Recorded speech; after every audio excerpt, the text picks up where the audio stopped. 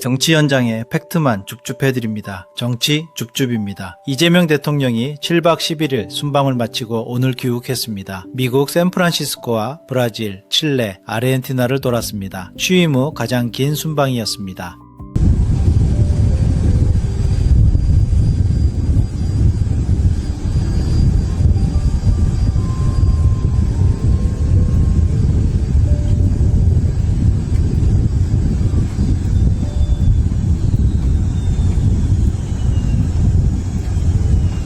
발표된 성과는 이렇습니다. 인공지능 협력 9,500억 달러, 우리 돈으로 약 1,375조 원, 남미 3개국과 양해각서 13건, 아르헨티나 원유 도입과 메르코수르 무역협정 협상 재개입니다.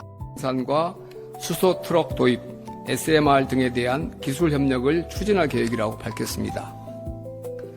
포스코 홀딩스는 브라질 철광석 생산업체인 발레와 1996년도에 합작법인을 설립하여 저탄소 철강을 생산하는 등 오랜 기간 브라질과 오늘은 이 숫자들을 하나씩 뜯어보겠습니다. 성과가 없다는 이야기가 아닙니다. 숫자가 실제로 무엇을 뜻하는지 정확히 알아야 다음에 무엇을 요구할지도 정해집니다.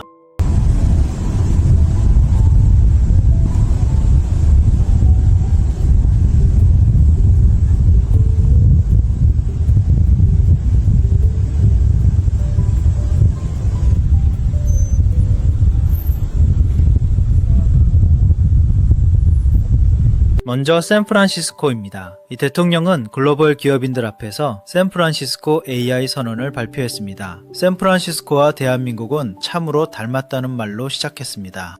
한국이 꿈꾸는 새로운 AI 시대의 비전을 세계와 함께 나누고자 합니다.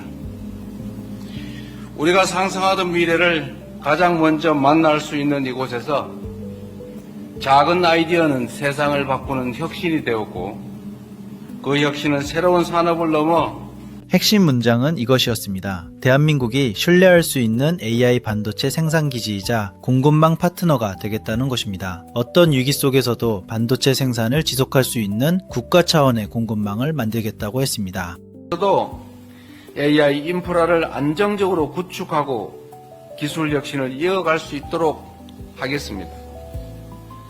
이를 위해 대한민국은 지난 6월 대규모 투자 계획을 발표하고 수도권과 지방이 함께 세계 반도체 공급을 책임지는 그 자리에서 1375조 원이라는 숫자가 나왔습니다. 내역은 두 건입니다. 삼성전자와 브로드컴이 2천억 달러, SK가 엔비디아 등과 7,500억 달러입니다. 엔비디아 한 곳만 5천억 달러입니다. SK 하이닉스는 얼마 전 나스닥에서 성공적으로 상장을 했습니다. 또한 지난 6월 대한민국 경제와 세계 AI 산업의 새로운 도약을 이끌 약 4,700조 원 규모의 AI 프로젝트 투자가 여기서 첫 번째로 짚어야 할 것이 있습니다. 이 돈은 한국이 받는 투자가 아닙니다. 삼성이 고대역폭 메모리와 2나노 파운드리를 브로드컴에 공급하는 것이고 SK가 엔비디아의 메모리를 공급하는 것입니다. 한국 기업이 파는 쪽입니다. 기술과 생산 역량, 데이터와 에너지, 시장과 인재가 하나의 거대한 공급망으로 연결되는 시대입니다. 이 공급망을 얼마나 안정적으로 구축하느냐가 지금 우리가 함께 풀어야 할 가장 중요한 과제입니다. 동시에 하는 것이 나쁘다는 뜻이 아닙니다. 5년치 수출 파이프라인이 잡힌 것은 분명한 성과입니다. 다만 AI 동맹이라는 이름이 이 성격을 가립니다. 1375조를 유치했다고 읽으면 사실과 다릅니다. 대한민국은 공급을 넘어 AI를 가장 빠르고 효과적으로 활용하는 나라가 되어 세계가 함께 성장할 새로운 시장을 만들어 가겠습니다. AI 시대에 대한민국은 특별한 강점을 갖추고 있습니다.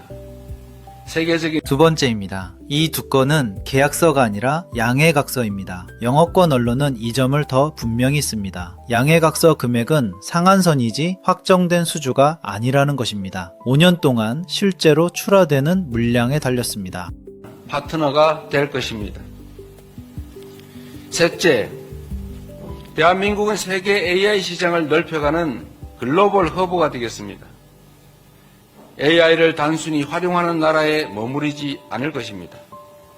다양한 국가들과 수평적 협력 네트워크를 구축해 남미로 넘어갑니다. 3개국에서 맺은 양해각서는 모두 13건입니다. 브라질과 우주, 에너지, 산업기술 등 7건, 칠레와 광물자원, 해양안보, 투자 등 5건, 아르헨티나와 핵심 광물 협력 1건입니다.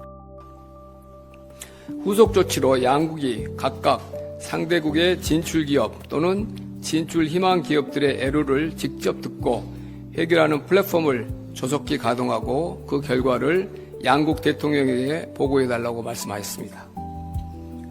이어서 양국 간의 협력 이 13건도 전부 양해각서입니다. 법적 구속력이 없습니다. 협력하자는 약속이지 무엇을 언제까지 하겠다는 계약이 아닙니다. 기업 차원에서 올해 아르헨티나산 원유 88만 배럴을 시범 도입한 데 이어 내년부터 원유 수입을 본격 개시합니다. 중동 지역에 집중된 원유 수입선을 넓히고 지정학적 불확실성을 줄여 에너지 수급 대응력을 높이는 계기가 될 거로 기대됩니다. 원유뿐 아니라 천연가스와 원자력 아르헨티나 원유를 보겠습니다. 올해 시범 물량이 88만 배럴, 내년부터 본격 수입입니다. 숫자만 보면 커 보입니다. 의장대가 도열한 대통령궁 안으로 들어갑니다. 기다리고 있던 밀레이 아르헨티나 대통령과 환하게 웃으며 기념 촬영을 합니다. 곧이어 비공개로 진행된 회담에선 경제안보와 교역투자 등 양국 간 주요 현안이 테이블에 올랐습니다. 그런데 우리나라가 지난해 수입한 원유는 약 10억 2,800만 배럴입니다. 88만 배럴은 그 가운데 0.086%입니다. 하루 소비량이 약 200만 배럴이니 반나절치도 되지 않습니다. 투자 여건을 개선했다는 평가가 나옵니다. 이는 아르헨티나에 진출한 우리 기업의 이중 과세 부담을 줄이고 투자 여건의 예측 가능성을 높일 것으로 기대됩니다.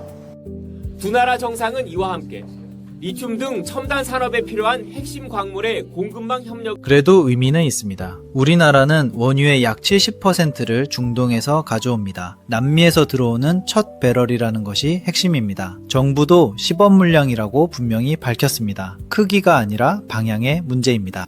산업에 필수적인 리튬 채굴을 위한 공동 프로젝트를 추진하기로 했습니다. 이중 과세 방지 협정도 최종 타결됐습니다.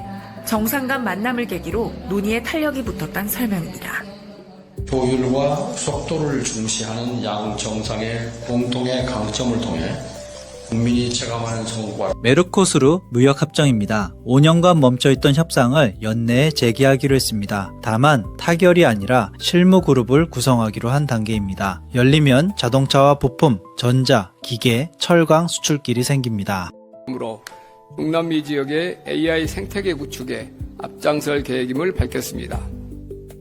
한국 항공우주산업 카이는 엠브라이에르와 민항기 날개 구조물, 전기 수직 이착륙 항공기 구조물 등을 공급해오고 있다고 소개하며 단발성 생산 협력이 아닌 그리고 정작 크게 보도되지 않은 성과가 있습니다. 한국과 아르헨티나의 이중과세 방지 협정이 최종 타결됐습니다. 이건 양해각서가 아니라 조약입니다. 기업이 두 나라에서 세금을 이중으로 내는 문제를 없앱니다. 실제 투자 결정을 바꾸는 성과입니다. 국내 기업은 아르헨산 원유 88만 배럴을 올해 시범 도입한 상태인데 내년부터는 안정적 정례 수입을 위해 두 나라 정부가 힘을 보태기로 한 겁니다. 이번 방문을 통해서 내년부터 예정된 원유 수입이 안정적으로 추진될 수 있도록 양국 정부가 히토류도 짓겠습니다. 브라질은 히토류 매장량이 세계 최상위권입니다. 그런데 캐는 광석을 쓸 수 있게 만드는 재련과 분리 공정은 사실상 중국이 독점하고 있습니다. 케이스에는 1945년에 창업한 국내 최장수 뷰티 기업 아모레 퍼시픽, 화장품 브랜드와 홈 뷰티 디바이스를 결합하여 글로벌 시장을 넓혀 나가고 있는 뷰티 테크 기업 APR, 조선미녀라는 브랜드로 세계 시장을 석권하고 있는 구다이 글로벌. 그래서 양해각서를 맺었다고 공급망이 바로 생기지는 않습니다. 광산 개발에 더해 재련 능력을 확보해야 하고 그 과정에 몇 년이 걸립니다. 이번 합의는 그 출발선을 그은 것입니다. 하였습니다. 이번 행사는 우리 뷰티 기업들이 중남미 최대 시장인 브라질 진출을 가속화하는 계기가 될 것이며 이를 발판으로 중남미 전역에 K-뷰티의 열기가 확산될 것으로 기대합니다. 어제 정상회담에서 이재명 대통령은 이제 전체 그림입니다. 미국이 중국을 뺀 공급망을 새로 짜고 있습니다. 그 판에 한국 반도체를 태우면서 자원은 중동과 중국에서 남미로 분산하는 구도입니다. 취약점 두 개를 동시에 건드린 셈입니다. 여러 질문 앞에 서 있습니다. 어떻게 하면 AI를 더 똑똑하게 만드는데 그치지 않고 산업과 일상 곳곳에 빠르게 적용해 새로운 시장을 만들 수 있을까? 어떻게 하면 특정 국가만의 AI가 아니라 모든 국가가 참여하는 시점도 계산된 것입니다. 이 대통령은 임기 후반의 순방은 실익이 없다는 뜻을 밝혔습니다. 성과가 열매를 맺는데 몇 년이 걸리니 임기 초반에 씨를 뿌리겠다는 것입니다.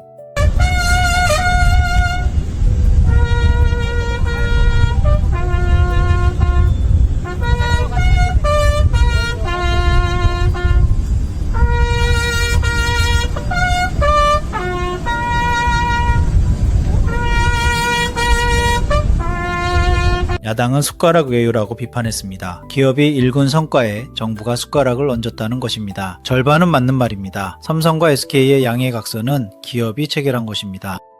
발언하였습니다. HD 현대건설 기계는 리우데자네이루 지역에서 굴착기 등을 생산 및 판매하고 있으며 한 메르코스루 무역협정의 신속한 추진 등 양국 정부의 정책적 지원을 요청하였습니다. 절반은 과합니다. 정상외교가 판을 깔고 협상의 시안을 만드는 효과는 실제합니다. 5년간 멈춰있던 메르코스르 협상이 움직인 것도 이중과세 방지협정이 최종 타결된 것도 정상회담 테이블에서 나온 결과입니다. 이어 남미 3개국 순방을 마친 이재명 대통령은 독일 프랑크푸르트에 들러 동포들을 만난 뒤 귀국합니다. 부에노스아이레스에서 KBS 뉴스 손서영입니다.